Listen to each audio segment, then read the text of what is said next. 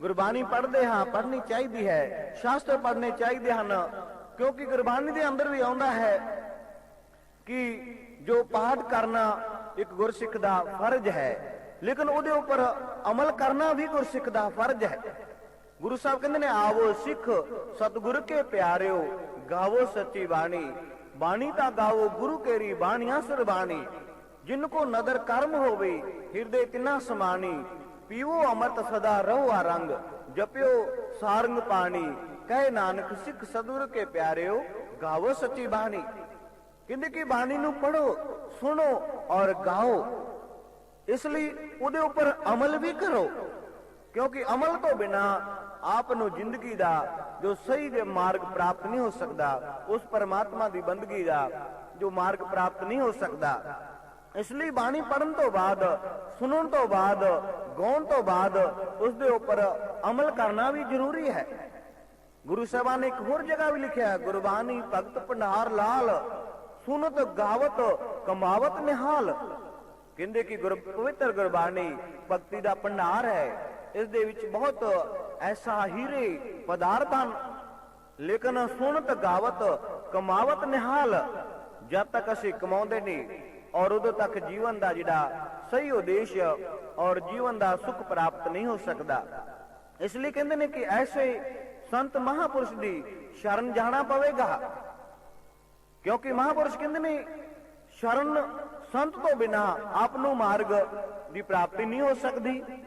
ਉਹ ਧਰਮ ਦਾ ਮਾਰਗ, ਉਹ ਪਰਮਾਤਮਾ ਦਾ ਮਾਰਗ, ਉਹ ਈਸ਼ਵਰ ਦਾ ਮਾਰਗ ਬਿਨਾ ਸੰਤ ਤੋਂ ਪ੍ਰਾਪਤ ਨਹੀਂ ਹੋ ਸਕਦਾ। ਇਸ ਲਈ ਗੁਰੂ ਸਾਹਿਬਾਨ ਨੇ ਗੁਰਬਾਣੀ ਅੰਦਰ ਵੀ ਲਿਖਿਆ ਹੈ, ਸਾਨੂੰ ਦੇਖਣਾ ਪਏਗਾ। ਉਹ ਕਹਿੰਦੇ ਨੇ ਸੰਤ ਕਾ ਮਾਰਗ ਧਰਮ ਕੀ ਪੌੜੀ, ਕੋਵਡ ਭਾਗੀ ਪਾਏ, ਕੋਟ ਜਨਮ ਕੀ ਕਿਲ ਵਿਖ ਨਾਸੇ, ਹਰ ਚਰਨੀ चित लाए। वो कहते ने संत का मार्ग धर्म की पौड़ी, संतां के मार्ग नहीं है, अलग अलग मार्ग नहीं परमात्मा की बंदगी दे, परमात्मा की भगती का इको ही मार्ग है, इको ही रस्ता है जो सानू संतां महापुरुषां तो प्राप्त हो सकता है। संतां महापुरुषां की शरण विच जाके ही सानू उस मार्ग की प्राप्ति हो सकती है और उहदे नाल ही साडे जन्मां जन्मां दे जिहड़े पाप हन वो खत्म हो सकते हैं। गुरबाणी दे अंदर संत महापुरुष की इन्नी महिमा लिखी है, लेकिन हैरानी हुंदी है कि अज संसार संतां तो मुनकर हुंदा जा रहा है। साडे शास्त्र, साडे ग्रंथ, साडे धार्मिक जिन्ने भी महापुरुष आए हैं उन्होंने संतां दी किन्नी महिमा लिखी है। संतों को मत को निंदो, संत राम है एको, कहे कबीर मैं सोगर पाया, जाका नाउ बवेखो।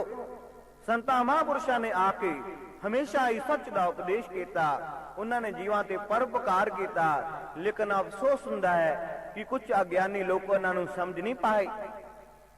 समय समय ते महापुरुष आए, एक समय गुरु नानक साहब भी चल के मूले खत्री दे घर पहुंचे और उसनू जाके आवाज दी कि भाई साडे नाल चल, आ तैनूं उस परमात्मा दी ईश्वर दी बंदगी दा मार्ग दिंदे हां। लेकिन अज्ञानता वश मूले खत्री दी पत्नी ने कह दिता कि महाराज वो घर नहीं है। गुरु साहबा ने फिर कहा भाई वो घर ही होवेगा, असीं उसनू नाल लेके जाना है और उसका कल्याण करना है। दूसरी बार फिर वचन किया, कहने लगी महाराज घर नहीं है। तो कहते पास ही मर्दाना जी खड़े सन और जो मर्दाना जी ने सुना कि है तो कारी लेकिन ये झूठ बोल रही है, तो मर्दाना जी कोलों बोल उठे, कहने लगे जो है नहीं तो फिर है ही नहीं है। और इन्ना वचन कह के गुरु नानक साहब बाला और मर्दाना जी उथों चले गए और कुछ समय बाद मूले खत्री नूं सप लड़िया और उसकी मौत हो गई। और बहुत ही लोग गुरु नानक साहब दे मंगर आए, सब लोग कहने लगे महाराज इसनूं जिंदा कर दो, इसका भला करो। गुरु नानक साहब कहंदे अगर मैं कीता हुंदा ते इसनूं जिंदा कर दिता, लेकिन ये मेरे भगत दी कही जिहड़ी अटल रहेगी। लेकिन साडा वचन है कुछ समय बाद असीं आके फिर इसका कल्याण करांगे और इहदे कीते दी सजा तां इसनूं जरूर मिलेगी। इसलिए गुरु प्यारी साध संगत जीओ, ये गल देखण वाली है कि मूला खत्री गुरु वल नहीं आया, सप वल चला गया। ये बिल्कुल असलियत है, सच्चाई है। इसलिए संसार संत वल नहीं आ सकता, सप वल जा रहा है, जीवन दे पतन वल जा रहा है। ਜੀਵਨ ਦੀ ਉન્નਤੀ ਵੱਲ ਨਹੀਂ ਜਾ ਸਕਦਾ। ਸੰਤਾਂ ਪਾਸ ਜਾ ਕੇ ਜੀਵਨ ਉન્નਤ ਹੁੰਦਾ ਹੈ, ਜੀਵਨ ਦੇ ਅੰਦਰ ਪਰਿਵਰਤਨ ਆਉਂਦਾ ਹੈ। ਲੇਕਿਨ ਸੱਪ ਪਾਸ ਜਾ ਕੇ ਆਪ ਨੂੰ 84 ਲੱਖ ਜੋਨਾਂ ਦਾ ਬਹੁਤ ਲੰਬਾ ਸਫ਼ਰ ਫਿਰ ਭੋਗਣਾ ਪਵੇਗਾ। ਇਸ ਲਈ ਗੁਰੂ ਸਾਹਿਬ ਬਾਰ-ਬਾਰ ਸਾਨੂੰ ਉਪਦੇਸ਼ ਕਰਦੇ ਹਨ। ਬਾਰ-ਬਾਰ ਉਹਨਾਂ ਨੇ ਗੁਰਬਾਣੀ ਅੰਦਰ ਹੋਰ ਵੀ ਸ਼ਾਸਤਰਾਂ ਦੇ ਅੰਦਰ ਲਿਖਿਆ ਹੈ ਕਿ हे ਇਨਸਾਨ, ਐਸੇ ਸੰਤਾਂ ਮਹਾਪੁਰਸ਼ਾਂ ਦੀ ਸ਼ਰਨ ਪ੍ਰਾਪਤ ਕਰ ਲੈ, ऐसे संतां दी पाह चला जा, क्योंकि संत शरण जो जन परे सो जन उदरनहार, संत की निंदा नानका बहुर बहुर अवतार। और उन्हां दा कल्याण होया जो संतां दी शरण दे अंदर चले गए, और जो संतां दी शरण जिन्हां नूं नहीं प्राप्त होई वो बार बार जन्म मरण दे चक्कर दे अंदर चले गए। इसलिए सानू संत महापुरुष दे पास जाना साडे लई बहुत जरूरी है, क्योंकि सानू भगती दा मार्ग दिंदे हन, उस परमात्मा दा ईश्वर दे नाल मिलाप कराउंदे हन। अगर देखा जाए संसार दे अंदर और बहुत संत हुंदे हन, बहुत महापुरुष आउंदे हन, और साडी शास्त्र साडी गुरबाणी दे अंदर संतां बारे बहुत अच्छा लिखा है। कबीर साहब ने लिखा है कि जो संत महापुरुष बाहरी दिखावा नहीं करते, वो बाहरी किसी लिबास नाल, किसी भाषा नाल या किसी खास चीज दे नाल उन्हां दा कोई खास संबंध नहीं हुंदा। वो तो समस्त मानव जाति दे कल्याण दे लई इस संसार दे अंदर अवतारत हुंदे हन। उन्होंने ऐसे संतां दी महिमा लिखी, लेकिन झूठे संतां दी उन्होंने निंदा भी की। कबीर साहब कहते ने गले जिन्ना जप मालियां, लोटे हाथ निवग, वो हर के संत ना आखिए बनारस के ठग। सानू देखना पड़ेगा कि ऐसा संत महापुरुष सानू ना मिल जाए जिस दे विच साडा जीवन नरक बन जाए, साडे जीवन दा कल्याण ना होए।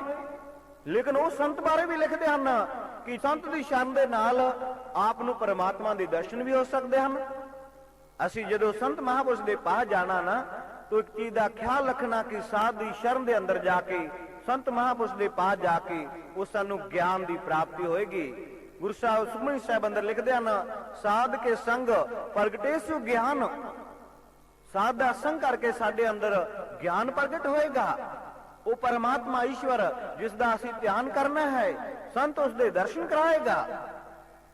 गुरु साहबान अपनी बाणी दे अंदर सुखमनी साहब दे अंदर ही लिखते हैं, हैरानी इस गल दी हुंदी है कि आज संसार किस जगह ते जा रहा है, और संसार अपनी मर्जी दे नाल ही परमात्मा दी भगती दे मार्ग बनाई जा रहा है। गुरु गोबिंद सिंह महाराज जी ने इस गल नूं अपनी बाणी दे अंदर 10वें ग्रंथ दे अंदर भी लिखा है कि आज संसार दे अंदर पिन पिन मत घर में होई, हर घर दे अंदर अलग अलग परमात्मा दे ईश्वर दे मार्ग हन। इसलिए परमात्मा दी भगती दा मार्ग इको ही है, और वो सानू संतां महापुरुषां तो प्राप्त हो सकता है। और जदों सानू संत मिलेगा, महापुरुष मिलेगा, और उसमें सानू परमात्मा दा ईश्वर दा दर्शन होएगा। क्योंकि गुरु तो बिना, संत तो बिना, सतगुरु तो बिना इस संसार नू महापुरुषां ने अंधा किया है। क्योंकि बाहर जिस नेत्रा नाल देखदा है ये सब माया है। इसलिए गुरु अमरदास महाराज जी ने बड़ा सुंदर लिखा गुरबाणी दे अंदर, कहंदे ए जग अंधा अंध कमावे, बिन गुर मग ना पाए, नानक सतगुरु मिले ता आखी वेखे, घर अंदर सच पाए। कहंदे ए जग अंधा है और अंधे कर्म करी जा रहा है। गुरु तो बिना संसार नू अंधा दस्या गुरु साहबाना ने, ये देखना होएगा। सतगुरु तो बिना संसार अंधा है। कहंदे अंधे कर्म कर रहा है, लेकिन जदों इसनू संत महापुरुष दी, सतगुरु दी प्राप्ति होएगी तो अपने अंदर उस परमात्मा नू देखेगा। ये बहुत ध्यान योग गल है कि जदों संत मिलता है उस परमात्मा दे दर्शन होते हैं।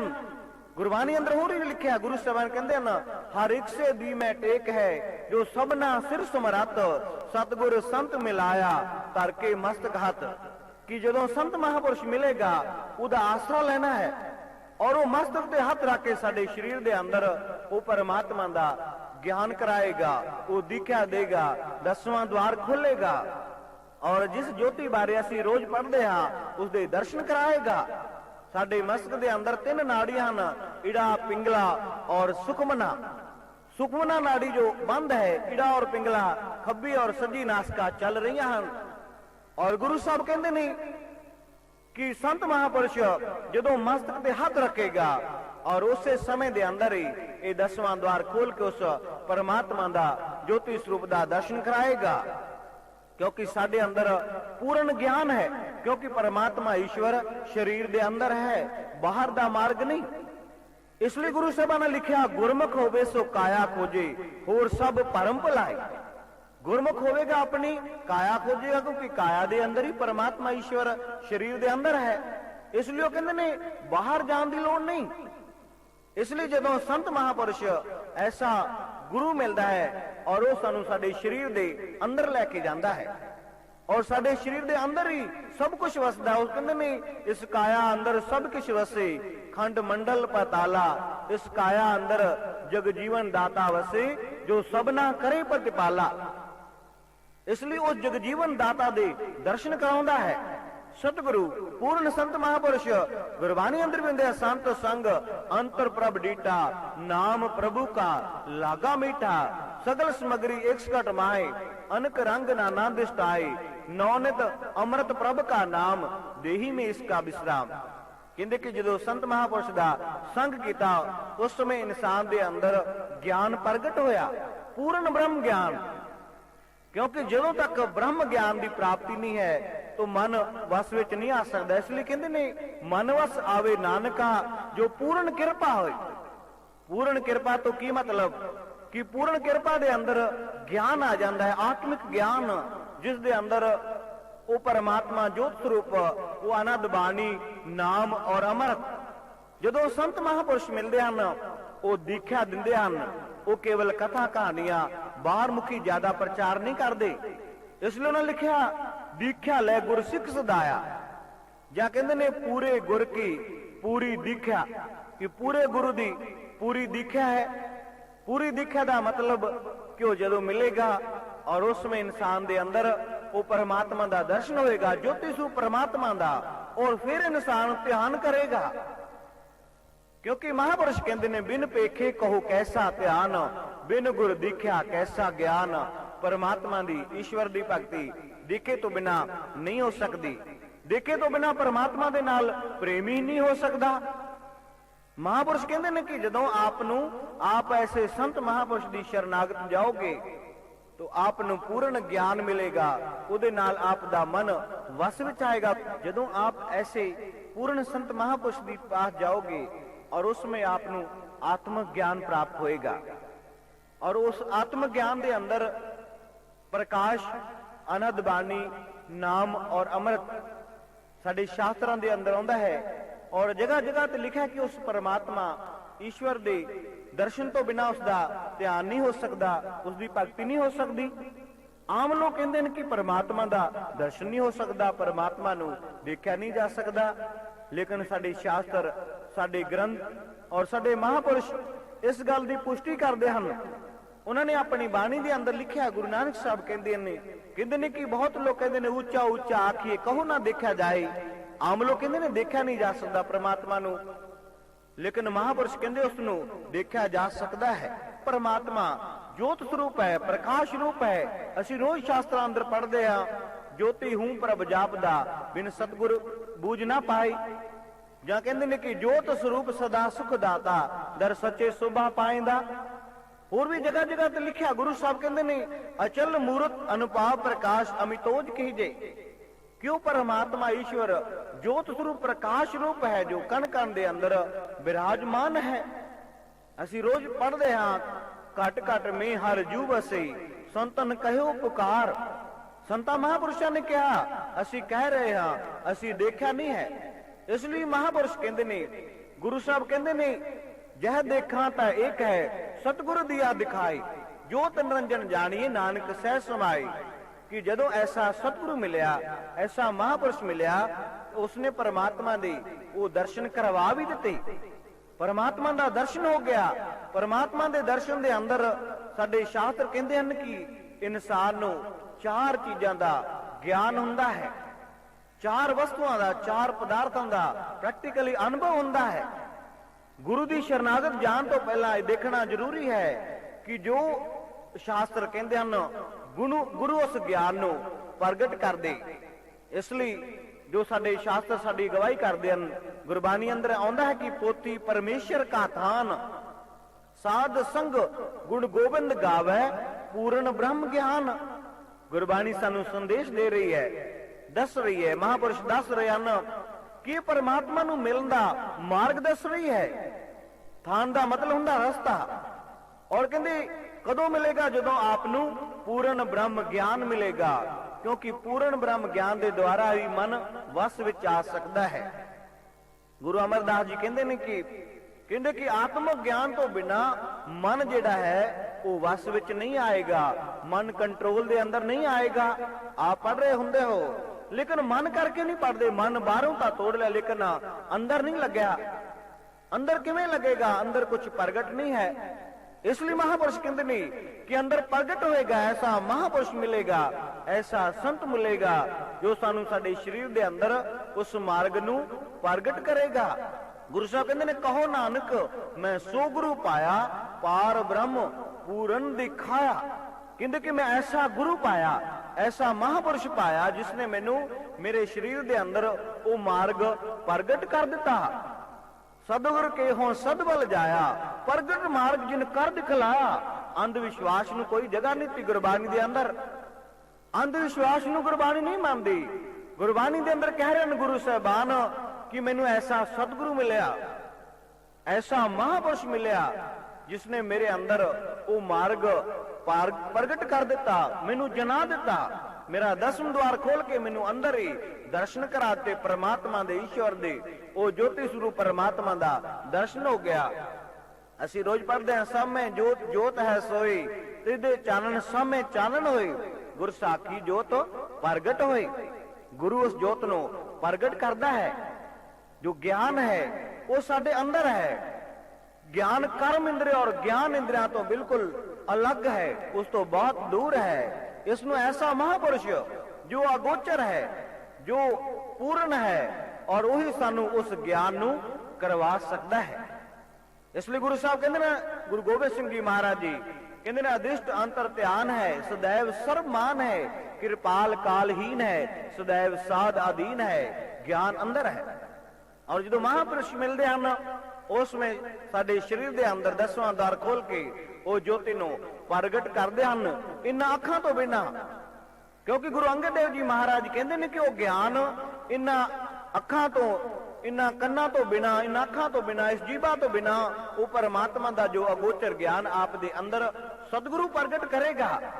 ਤਦ ਕਹਿੰਦੇ ਨੇ, ਅੱਖੀਂ ਬਾਝੋਂ ਵੇਖਣਾ, ਬਿਨ ਕੰਨੀ ਸੁਣਨਾ, ਪੈਰਾਂ ਬਾਝੋਂ ਚੱਲਣਾ, ਬਿਨ ਹੱਥੀ ਕਰਨਾ, ਜੀਭਾ ਬਾਝੋਂ ਬੋਲਣਾ, ਇਉਂ ਜੀਵਤ ਮਰਨਾ, ਨਾਨਕ ਹੁਕਮ ਪਛਾਣ ਕੇ ਤੋ ਖਸਮੇ ਮਿਲਣਾ।